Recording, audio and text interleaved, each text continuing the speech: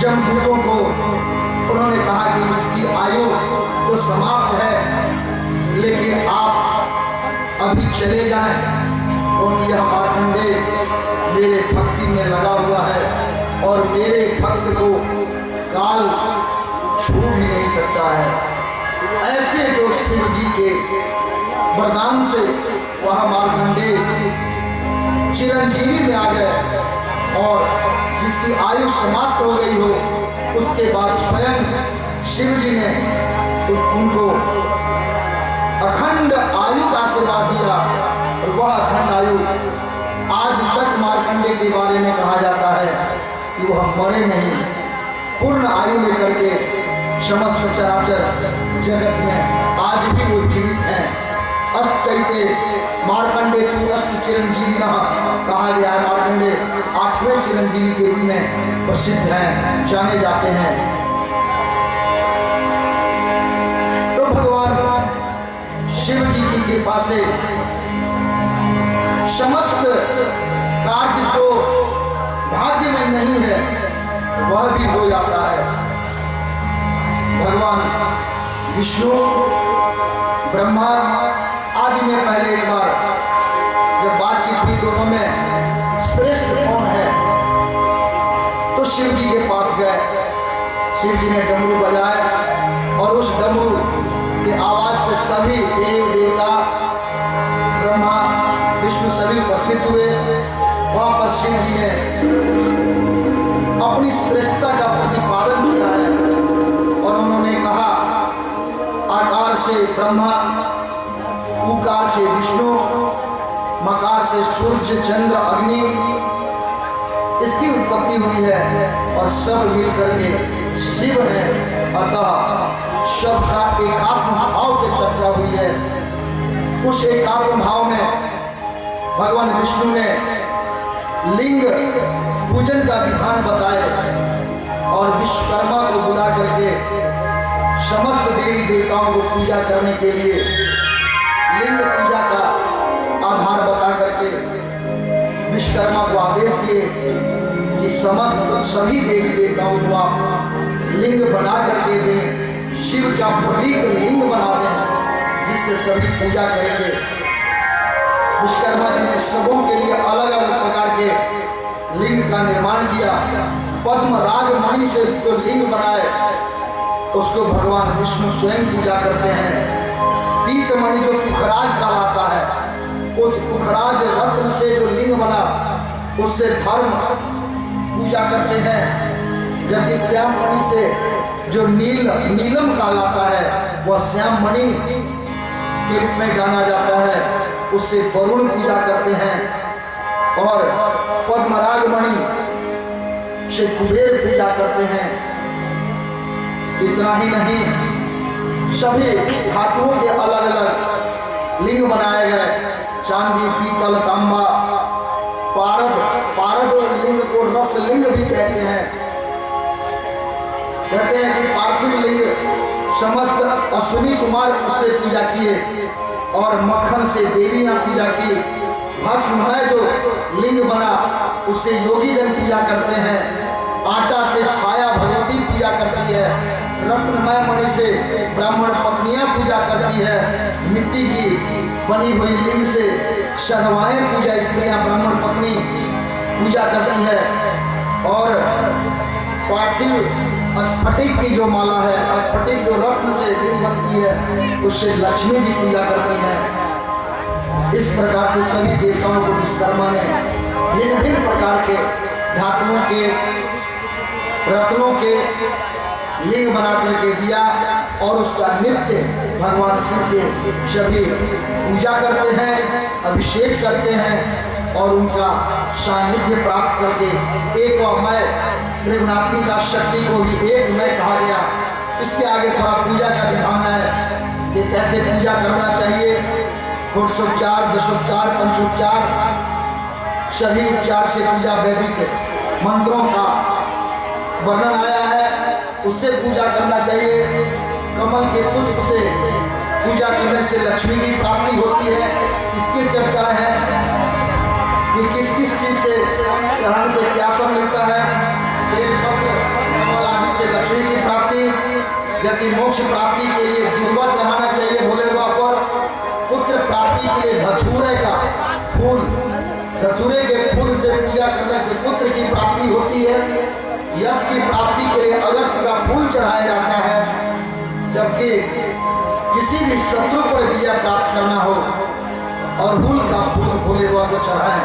अड़हुल के फूल चढ़ाने से शत्रु पर विजय प्राप्त होती है। इस प्रकार से पूजा का विधान करने के बाद शंकर जी के पूजा का विधान करके समस्त कामनाओं की पूर्ति का विधान हम बताया। आगे बताते हैं जब किस प्रकार से सृष्टि की रचना हुई। सृष्टि रचना का क्रम पुराण की कथा में बड़ा महत्वपूर्ण है। सभी पुराणों में सृष्टि रचना होती है। सृष्टिकर्ता तो ब्रह्मा जी हुए, लेकिन ब्रह्मा जी के आविर्भाव शिव पुराण के आधार पर जब सृष्टि रचना करने गए तो इन्हें किसी भी प्रकार की शक्ति नहीं मिल रहा था, कोई सामर्थ्य नहीं था, क्षमता नहीं थी। तो भगवान विष्णु के पास गए। उन्होंने कहा कि महाराज मैं जो भी कुछ करना चाहता हूँ इसके लिए मेरे पास शक्ति नहीं है। उन्होंने बिना शिव जी का तपस्या करने कहा कि यह जो शिवमय संसार है उनकी प्रेरणा से ही आप सृष्टि की रचना कर पाएंगे। तो उनकी तपस्या करें। हजारों हजार वर्ष तक तपस्या करने के बाद एक अंडज के रूप में इन्हें दृष्टिपात हुआ और वह अंडा के रूप में, लेकिन वह अंडा अचेतन था, चेतना नहीं थी उसमें। पुनः भगवान विष्णु के पास आए। विष्णु के पास ब्रह्मा जी के बार बार जाने के पीछे भी कथा है।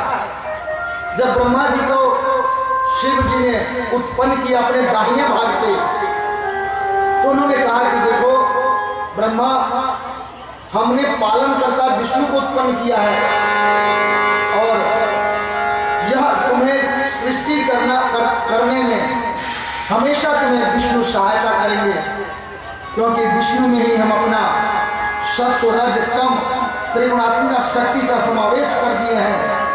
इसलिए जब कभी भी तुम्हें आवश्यकता हो तो तुम विष्णु से सहायता लेना।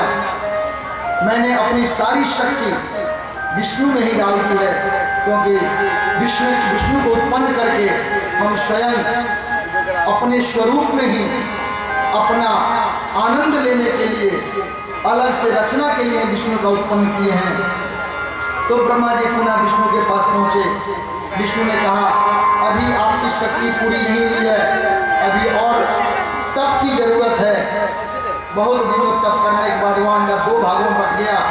एक भाग जीवलोक आकाश बना, दूसरा अंडा वही पृथ्वी के रूप में आ गया और पृथ्वी का स्थिरता हुआ।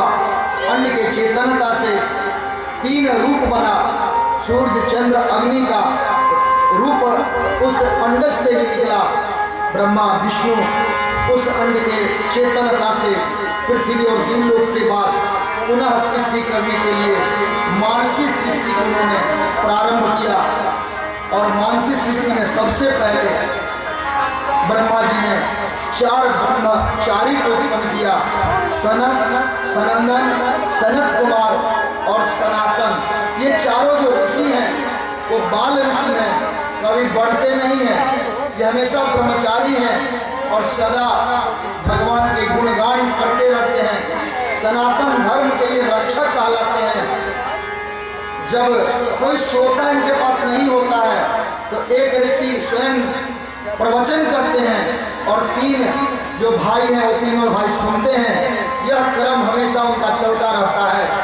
वह मानसी सृष्टि के पुत्र के रूप में चारों ब्रह्मपुत्र सनकादि जिसको कहते हैं, सनक, सनंदन, सनातन और सनत कुमार, चारों की सृष्टि रचना की।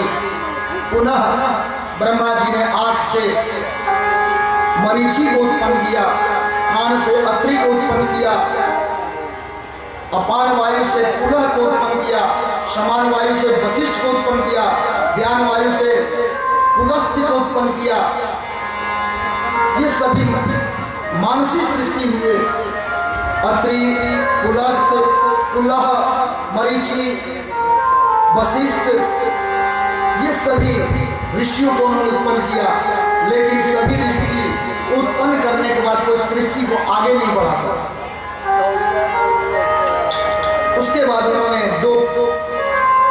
अपने ही शरीर से दो भागों में व्यक्त किया, बाएं भाग को और दो भागों में एक दाहिने भाग में व्यक्त किया। तो जो बायां भाग हुआ वह स्त्री का स्वरूप बना और दाहिने भाग को पुरुष का रूप दिया। और उस दोनों स्वरूप से, स्त्री से शत्रुपा और पुरुष से मनु, आदि पुरुष जिस मनु की चर्चा आप सुनते हैं वह वही ब्रह्मा के आदि सृष्टि का मनु महाराज हैं और स्त्री के रूप में शत्रुपा है। तो मनु शत्रुपा का वहाँ सृष्टि किए और मनु शत्रुपा के ही मैथुनी सृष्टि का प्रारंभ वहीं से हुआ। जब सभी मानसी सृष्टि करने वाले ब्रह्मा जी को जितने मरीचि, अत्रि, पुलह, पुलस्त्य आदि जितने वशिष्ठ आदि जितने इनके पुत्र थे, सनक सनंदन, कोई भी सृष्टि को आगे नहीं बढ़ा सका।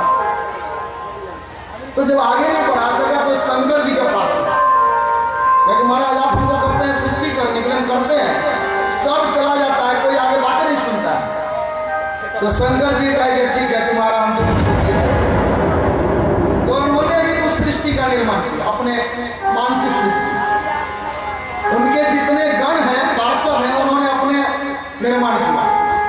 लेकिन जितने गण थे वो सब मस्त मौला हो गए, उसको किसी से कोई मतलब नहीं रहा। ब्रह्मा जी ने कहा कि महाराज जिससे डर से हम आपके पास आए थे वो तो लगा ही रह गया। हम तो इसलिए ना आए थे कि आप कुछ ऐसी सृष्टि करेंगे जो आगे बढ़ेगा। लेकिन आप तो जिस गण को उत्पत्ति के सब गुण देख रहे हैं कि सब हो रहा है, सब घूम रहा, अपने में मस्त है, कोई किसी से कोई मतलब नहीं रखता है। शिव जी ने कहा कि देखो ब्रह्मा तुम हमको बुर्बक समझते हो, अरे हम मोक्ष देने वाले हैं, हमारा जो संपर्क पाले तो उसको मोक्ष प्राप्त करता है, ये दुख देने वाला काम हम नहीं करते।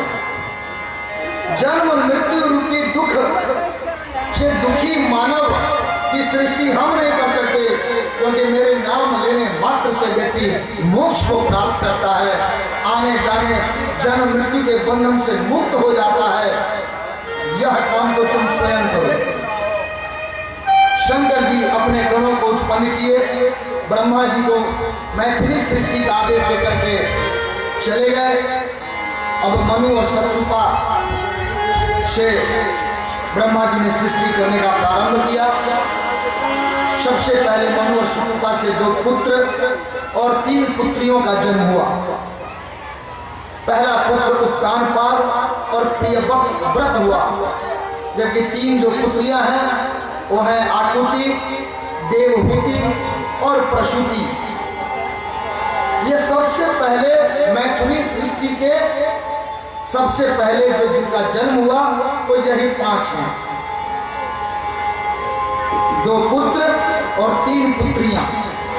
आजकल लोग पुत्री को जन्म देने से पहले 100 बार सोचता है, जबकि आदि सृष्टि और पुराण की कथा पढ़ेंगे तो पुत्रियों का जन्म ज्यादा हुआ है और उनका कल्याण भी ज्यादा हुआ है।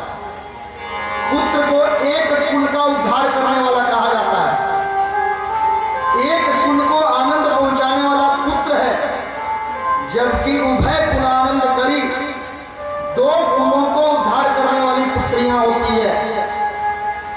मेरे श्रोताओं, पुत्री को जन्म देना 2 कुल का उद्धार करने के लिए है। यदि हम पुत्र को जन्म देते हैं, एक पुत्र होता है तो सिर्फ मेरा कुल का उद्धार होगा, लेकिन पुत्री होने से अपना कुल का तो उद्धार होता ही है, दूसरे के कुल का भी उद्धार होता है। मैंने एक बार और आप लोगों से कहा कि स्त्री और पुरुष में महान स्त्रियां हैं। ये सिर्फ इसलिए नहीं कि संविधान में लेडीज फर्स्ट का उदाहरण दिया गया है, सनातन धर्म में भी, शास्त्र में भी स्त्रियों को महान कहा गया है। और यदि मैं दर्शन के हिसाब से इसको देखूं तो दर्शन में भी स्त्रियों को ही उच्च पद प्राप्त हुआ है। अहंकार का प्रतीक है पुरुष, जबकि अहंकार में जब कमी आती है वो स्त्रियां हैं। विज्ञान भी कहता है कि जन्म लेने के समय में पुरुष और स्त्री के जो शुक्र है, बीज कण है, उसमें जो स्त्रियां जब माने लड़की का जो बीज कण है वो जब प्रबल होता है तभी उसका जन्म होता है, सहज में पुत्र जन्म होता है। और जब आपके शौर्य में, बीर्ज में, शक्ति में ज्यादा सामर्थ्य होगा तब पुत्री का जन्म होगा। समाज में ठीक उल्टा सोच है, पुत्री को जन्म हुआ अर्थात आप में वो क्षमता नहीं है कि पुत्र जन्म कर सके। उन महिलाओं को लोग ताना देते हैं जिनके पास पुत्र नहीं है, पुत्रियां हैं। मैं उनको सम्मान करता हूं, उनमें उतनी ज्यादा क्षमता है कि पुत्री को जन्म देने का। पुत्र कम क्षमता में ही जन्म होता है। पुत्री में जितनी सहन शक्ति है पुत्र में नहीं होता है, यह विज्ञान और चिकित्सक भी कहेंगे। शास्त्र भी कहता है शक्ति की प्रतीक पुत्रियां होती हैं, पुत्र तो सिर्फ अहंकार के प्रतीक हैं। 3 पुत्रियों का जन्म हुआ मनु और शत्रुपा से, 2 पुत्र का जन्म हुआ, यहां भी एक ज्यादा। पहली पुत्री का नाम है आकुति, दूसरी पुत्री का नाम देवहूति, तीसरी पुत्री का नाम प्रसूति। जो 2 पुत्र हुए वो है एक प्रियव्रत, दूसरे उत्तानपाद। इसी 5 से आकुति का विवाह रुचि प्रजापति से हुआ, देवहूति का विवाह कर्दम ऋषि के साथ हुआ और प्रसूति का विवाह दक्ष प्रजापति के साथ हुआ। आकुति और रुचि प्रजापति से 12 पुत्र उत्पन्न हुए। भगवान नारायण स्वयं उनके पुत्र के रूप में आए, यज्ञ के रूप में यज्ञावतार आकुति और रुचि प्रजापति के पुत्र के रूप में यज्ञ भगवान का अवतार हुआ। दक्षिणा पुत्री का जन्म हुआ। कहते हैं कि कोई भी यज्ञ बिना दक्षिणा का पूर्ण नहीं होता है, क्योंकि भगवान नारायण की पत्नी है दक्षिणा। जो देवहूति थी उन तीनों पुत्रियों से विद्वान, बुद्धिमती और सुंदरी थी। इनका विवाह कर्दम ऋषि के साथ हुआ।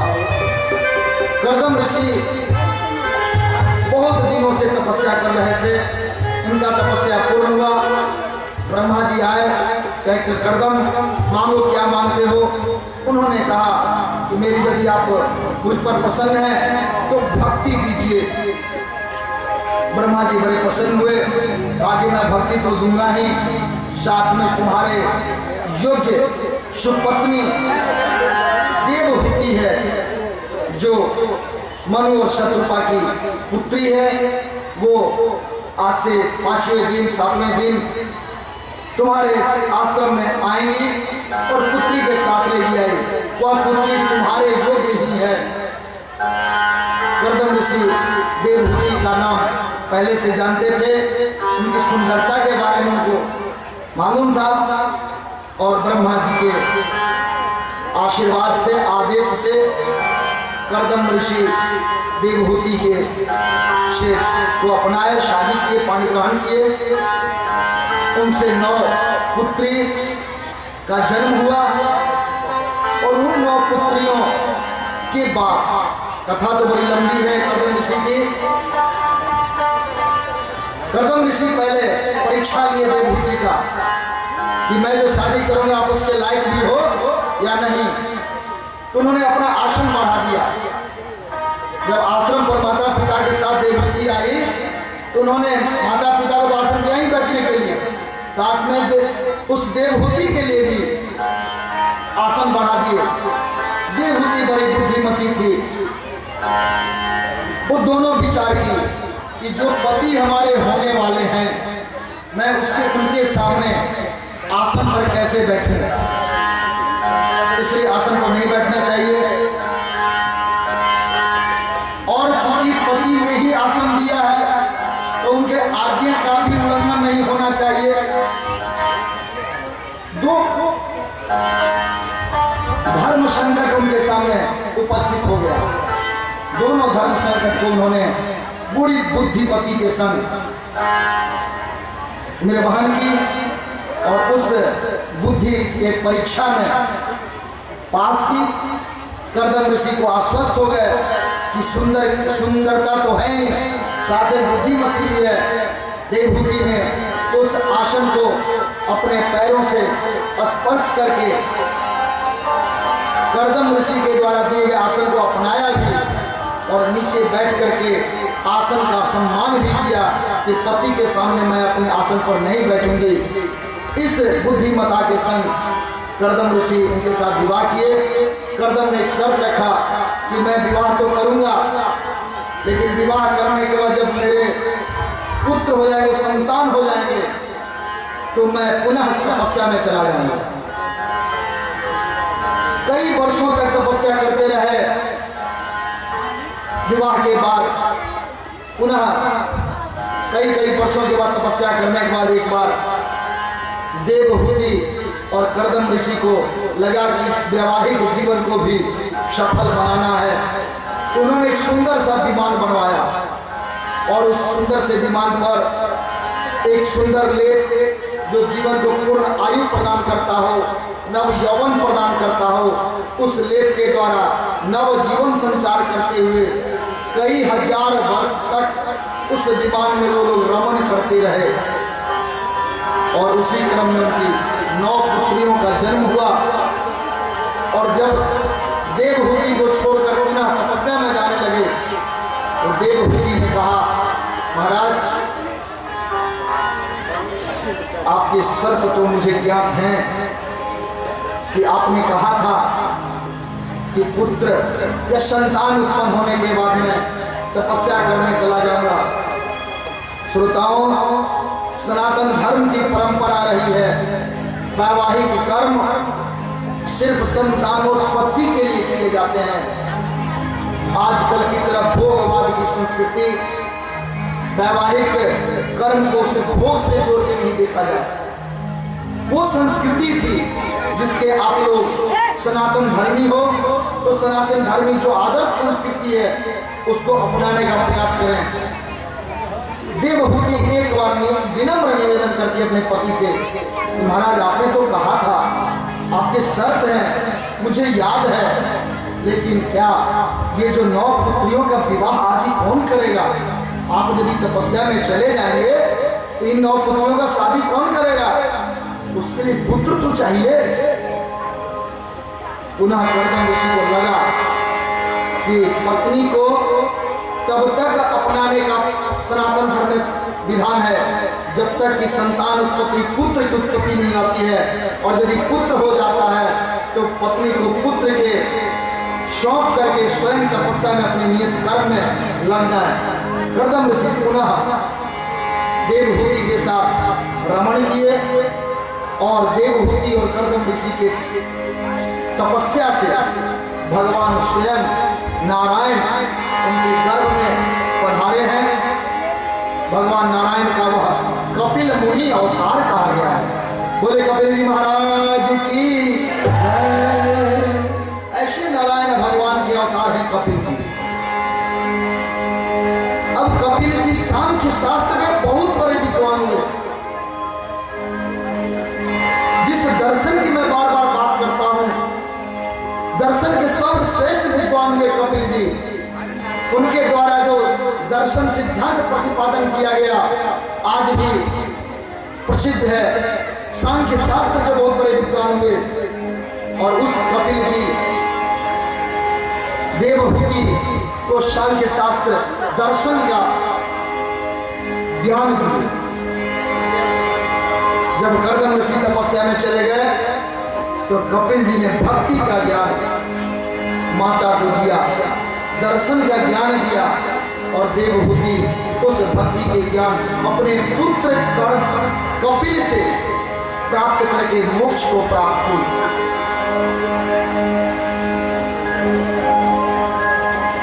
अब अकुति रुचि प्रजापति के साथ विवाह हुआ, देवहूति का कर्दम ऋषि के साथ विवाह हुआ, प्रसूति का दक्ष प्रजापति के साथ विवाह हुआ। यहाँ पर कल्प भेद के साथ दो विषय वस्तु प्राप्त होता है। एक कल्प में 24 पुत्री का बोध कहा गया है, जबकि दूसरे कल्प में 60 कन्याओं का चर्चा किया गया।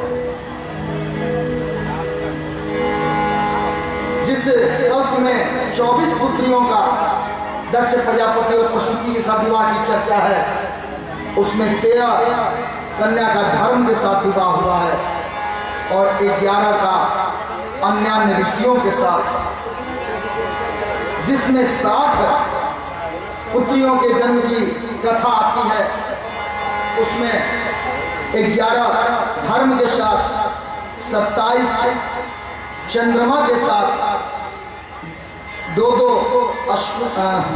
अश्विनी कुमार के साथ, और अन्य जो ऋषि हैं उनके साथ और भी कन्याओं के विवाह करने की शास्त्र में उल्लेख है। जितने भी हम अभी देखते हैं चराचर समस्त सृष्टि इन्हीं के द्वारा उत्पन्न है सभी, चाहे वो जीव है, जंतु है, स्थावर है, जंगम है, तिर्यक है, मनुष्य है, पशु है, सब यहीं से उत्पन्न हुए। देवता है, दानव है, सबका जन्म जो मैथुनी सृष्टि यहाँ से प्रारंभ हुई है तो यहीं से प्रारंभ हुआ। और इसी 60 कन्याओं के साथ प्रसूति और दक्ष के पुत्री के रूप में एक सती का भी नाम आता है। सती के साथ महादेव की कथा की चर्चा आती है। जिस खंड में, जिस संहिता में हम लोग चल रहे हैं वह सती खंड कहलाता है। कल भी मैंने चर्चा किया था कि आज की कथा में सती की कथा की चर्चा होगी। सती की चर्चा, सती के जन्म का प्रादुर्भाव करने के लिए सती स्वयं जो है परंपा का ही स्वरूप।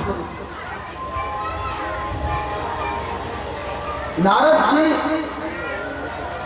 पूछ रहे हैं ब्रह्मा जी से, पिताजी यह सती कौन है?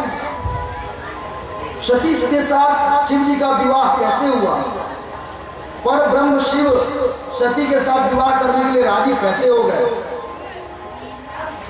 ब्रह्मा जी कहते हैं, पुत्र नारद, जब सृष्टि का प्रारंभ हुआ, मैथिली सृष्टि प्रारंभ हुई, तब परम्बा भगवती का उपासना करने के लिए दक्ष प्रजापति को हम लोगों ने कहा, हम और विष्णु कि आप तपस्या करें और परम्बा भगवती को अपनी पुत्री के रूप में वर्ण करने का आशीर्वाद लें। क्योंकि जो प्रकृति है, विश्वेश्वरी जो भगवती है, वही उस पर ब्रह्म परमेश्वर शिव की अधिष्ठात्री हैं। उनके बिना शक्ति अधूरा है। तो शिव जी के